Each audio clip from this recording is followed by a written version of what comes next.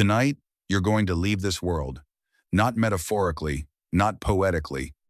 Your body will stay in bed, but the version of you that experiences reality is about to step into a universe that doesn't exist, populated by people who've never lived, in places that have never been built. You'll talk to them. You'll feel fear, love, panic, joy, and by the time the sun comes up, that entire universe will collapse and vanish, like it was never there at all. So here's the question nobody can fully answer. Where does that world come from? And more strangely, where do you go to experience it? Most people have the same explanation ready. Dreams are just your brain processing the day, sorting memories, clearing out mental clutter. It sounds reasonable. It's also incomplete. Because if dreams were simply replaying your day, they wouldn't star people you've never met. They wouldn't take place in cities that don't exist on any map. You wouldn't find yourself calmly accepting that your childhood home now has a hallway leading into your old high school, or that your dead grandfather is somehow also your boss. None of that happened today. None of it happened ever. So if your brain is just filing memories, why does it keep inventing things that were never filed in the first place? That question sat unanswered for decades, until scientists started looking not at what people dreamed, but at what their brains were physically doing while they dreamed it. In 1953, researchers Eugene Aserinsky and Nathaniel Kleitman at the University of Chicago discovered something unexpected while monitoring sleeping subjects. During certain stretches of the night, the eyes beneath closed eyelids began darting rapidly back and forth, and brainwave patterns surged to levels that looked almost identical to being awake. They had stumbled onto REM sleep, the stage where most vivid dreaming happens. The body was unconscious, the brain was not. That discovery raised an obvious follow-up. If the dreaming brain looks awake on a scan, what exactly is it doing in there? By the late 1970s, Harvard researchers J. Allen Hobson and Robert McCarley proposed something that unsettled a lot of people.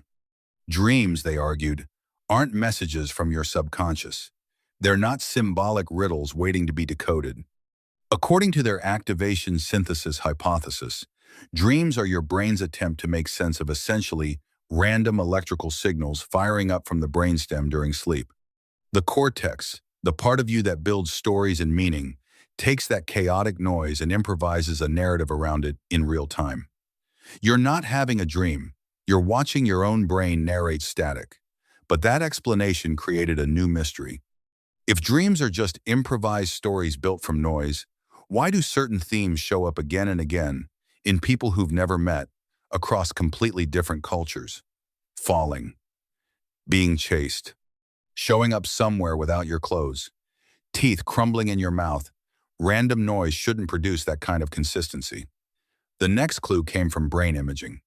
Researchers like Pierre Marquette and Alan Braun scanned the sleeping brain during REM and found something specific.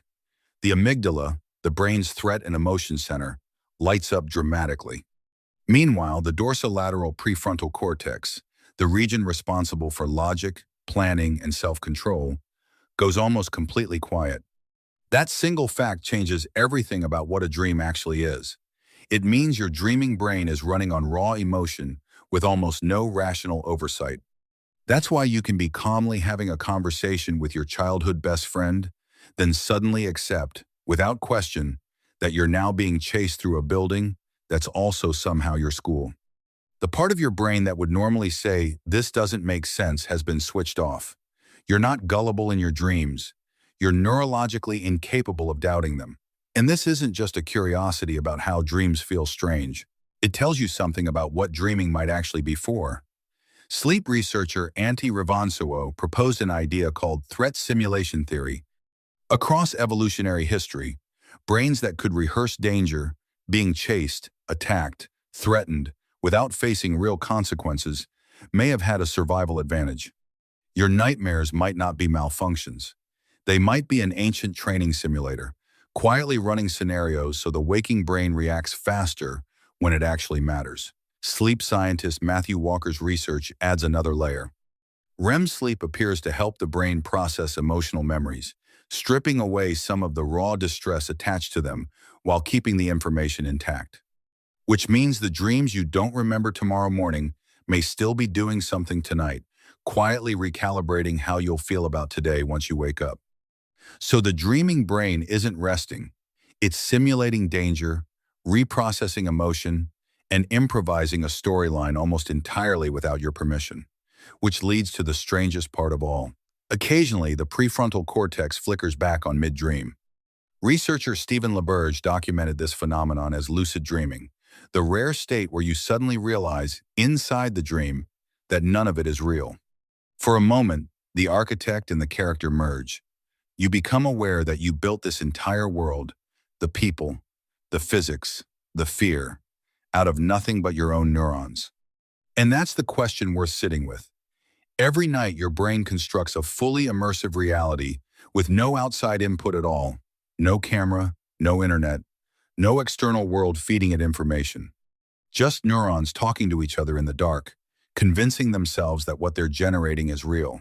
If your brain can do that convincingly enough to fool you completely, then ask yourself what's actually different about the version of reality you're experiencing right now.